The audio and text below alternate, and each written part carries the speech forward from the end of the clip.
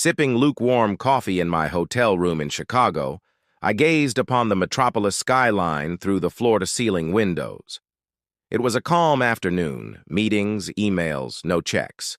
I had an essential task on my plate, yet I did what anyone would, do when they had some free time. I picked up my phone and started browsing Facebook. That's when I saw it, a new post. Welcome. As my eyes met the words, they briefly blurred. My heartbeat stuttered. I blinked, staring at the screen, trying to process the message. Then I saw the name underneath it, Olivia Carter, my wife. A bewildered thump echoed in my chest. My wife had given birth. I had no idea she was in labor, no text, no call, nothing. I looked at the picture attached to the post. Olivia lay in a hospital bed, her dark hair damp with sweat. But despite the exhaustion on her face, she was glowing.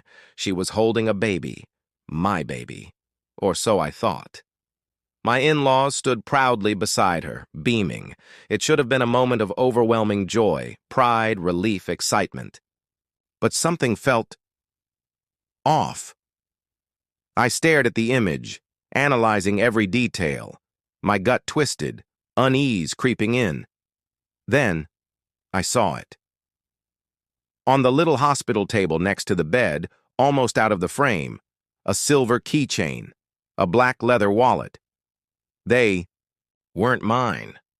They belonged to my brother, Ethan. 1,000 thoughts crashed into me all at once. My grip on the coffee cup slipped, nearly spilling its contents. Ethan, at the hospital, with my wife. My breath slowed. My fingers hovered over the screen, my pulse hammering in my ears. I recognized that wallet all too well. A luxury brand. I had given it to Ethan on his last birthday. The keychain? A souvenir from his trip to Las Vegas. A suffocating heat climbed up my neck. I forced my eyes back to the caption. Little Angel.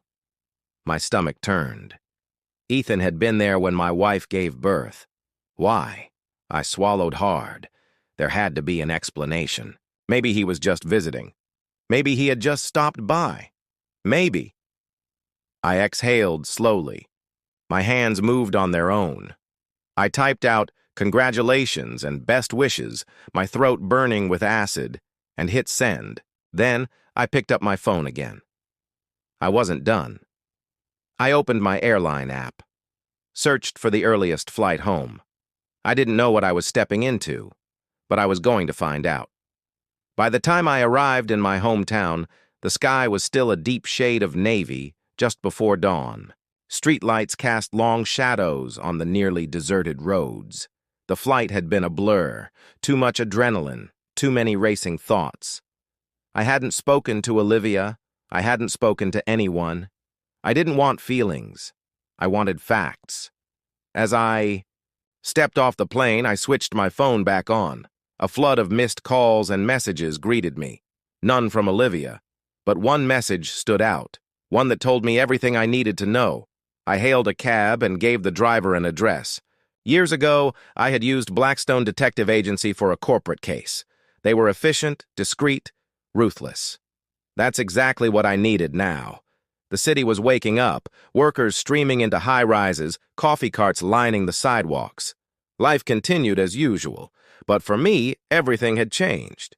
As I entered the dimly lit lobby of the agency, the scent of aged wood and stale coffee grounded me.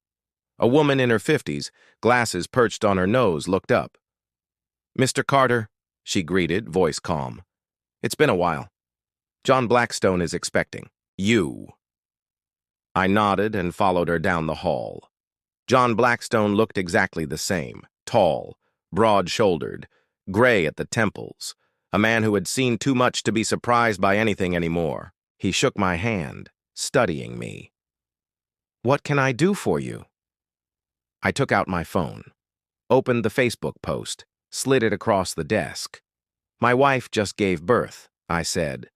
Blackstone's eyes darkened as he studied the image. I tapped the screen, zooming, in on the keychain and wallet. "They belong to my brother." Blackstone nodded, his expression unreadable. Slowly, he took out a notepad. "Tell me everything." I told him what I knew, or rather, what I thought I knew. Blackstone listened in silence. Then he spoke. "First, I'll verify your brother's whereabouts using his credit card transactions and trip logs. If he was somewhere he shouldn't have been, we'll know." I nodded.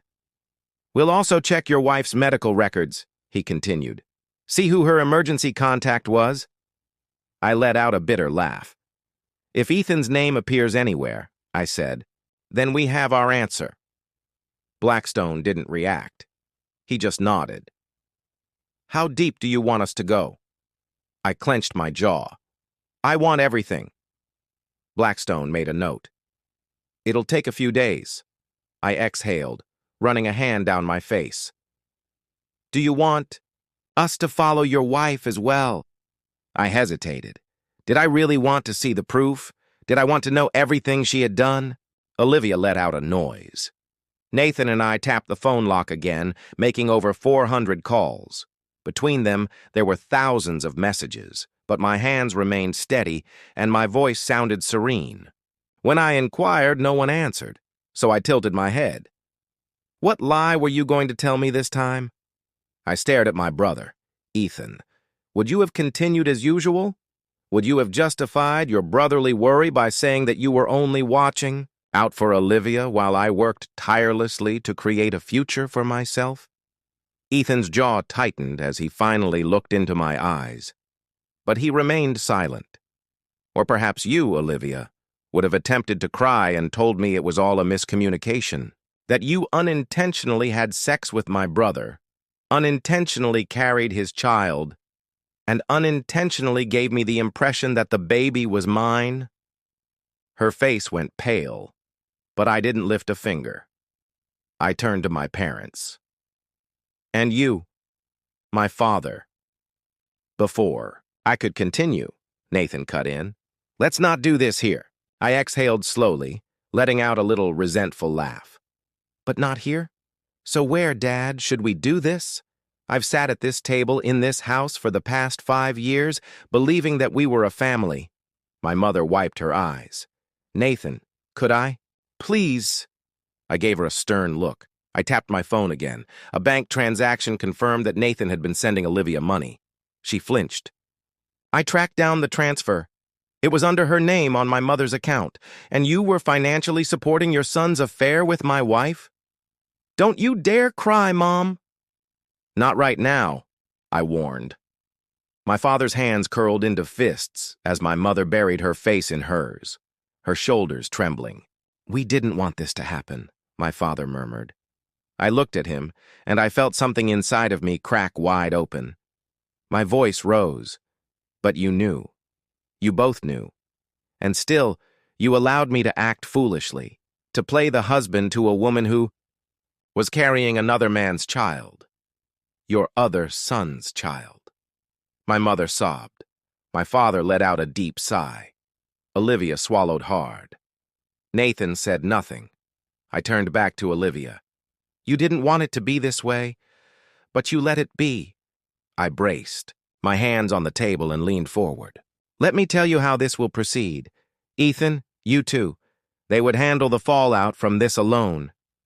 And I will make sure your affair is made public," I said coldly. "Olivia, you will lose your precious social status, your hospital position." She gasped. "You wouldn't." I grinned icily. "Oh, Olivia, I already have. Check your email." Ethan's face twisted with rage. "You think you can ruin me?" he growled. I met his gaze without blinking. "I think you ruined yourself." I turned to my parents. My mother's tear-streaked face broke my resolve for just a second. But then I hardened. "I don't have parents anymore," I said. She parted her lips to protest, but I was already standing. "Nathan, you made your decision," I murmured, my voice devoid of passion. No one stopped me as I picked up my phone, slipped it into my pocket, and grabbed my coat. "Now, live with it." Olivia cried out to Nathan as I reached the door, panic lacing her voice. "Please, don't do this." I turned to give her a final glance. "Do what I asked, and I'll leave quietly," she pleaded. I let out a flat, hollow laugh as her hands gripped her chest. "Oh, Olivia, you left me a long time ago." I shook my head and walked away without another word. I drove in silence. No music, no radio, no turning back. Headlights pierced the darkness as I sped through the streets. My hands remained steady on the wheel. My breathing was controlled. My mind, sharper than ever. It had gone exactly as I had anticipated. Shock, denial, feeble justifications, begging. But I hadn't given them everything. I had left the conversation unfinished on purpose, because I needed to see what they would do next. My phone rang on cue. I didn't need to look to know who it was. Olivia. I smirked and shook my head. Not anymore.